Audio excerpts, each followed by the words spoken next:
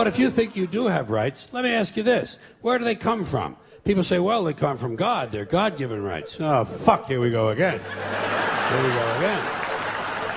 The God excuse, the last refuge of a man with no answers and no argument.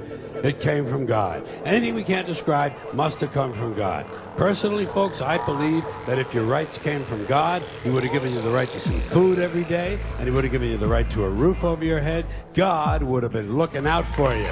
God would have been looking out for you. You know that?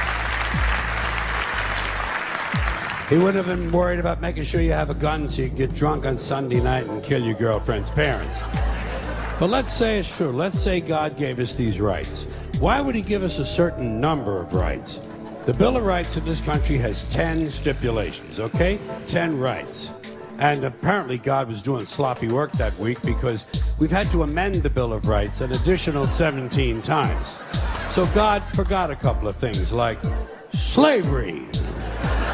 Just fucking slipped his mind. But let's say God gave us the original 10. He gave the British 13. The British Bill of Rights has 13 stipulations. The Germans have 29. The Belgians have 25. The Swedish have only 6. And some people in the world have no rights at all. The same rights that says United States of America. I see Reagan getting up in the United Nations telling the world how human rights are so important and how we should give all the humans rights.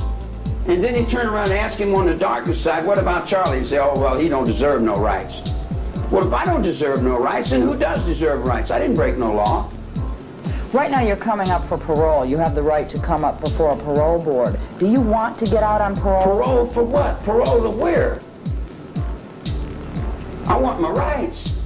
My rights. You give me a parole every other day, it doesn't give me my rights. If I don't have any rights, he doesn't have any rights. He doesn't have any rights, and you don't have any rights. I think I know what you're saying. Yeah, in other words, if everybody gets equal rights, you got equal rights to the rights I got. And that's to sit down and keep your mouth shut or get your jaw broken.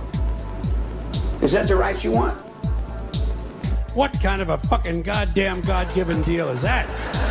No rights at all? Why would God give different people in different countries different numbers of different rights? Boredom? Amusement? Bad arithmetic? Do we find out at long last after all this time that God is weak in math skills? Doesn't sound like divine planning to me.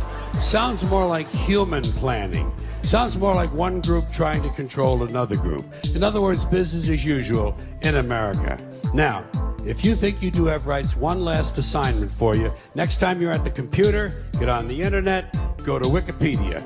When you get to Wikipedia, in the search field for Wikipedia, I want you to type in Japanese Americans 1942, and you'll find out all about your precious fucking rights, okay? All right. You know about it. You know about it. Yeah. In 1942, there were 110,000 Japanese American citizens and good-standing, law-abiding people who were thrown into internment camps simply because their parents were born in the wrong country. That's all they did wrong. They had no right to a lawyer, no right to a fair trial, no right to a jury of their peers, no right to due process of any kind. The only right they had, right this way, was we had the French say no. We had the Dutch say no.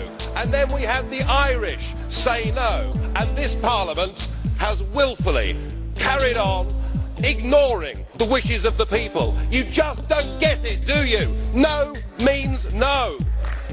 And it's truly incredible that 499 members of this House voted to ignore the Irish no vote and to continue with the treaty. What kind of a parliament is this? If you believed in democracy, you would not just bulldoze aside those 3 referendum results. And worse still, you are now so fearful of public opinion, you know that you're losing the argument, that you've sunk to abuse. I've had Mr. Watson saying that I behave like an English football hooligan, when all I did was to gently point out that Commissioner Barrot is a convicted embezzler.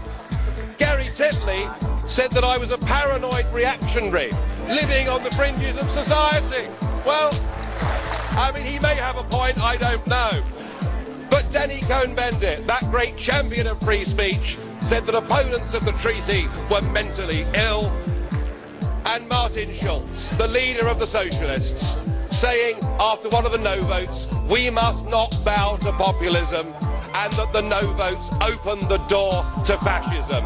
Well, I hope in the next 4 weeks in this campaign, the voters of Europe can see the real face of this project. You are nationalistic, you are bullying, you are threatening, you are anti-democratic, you're a complete shower.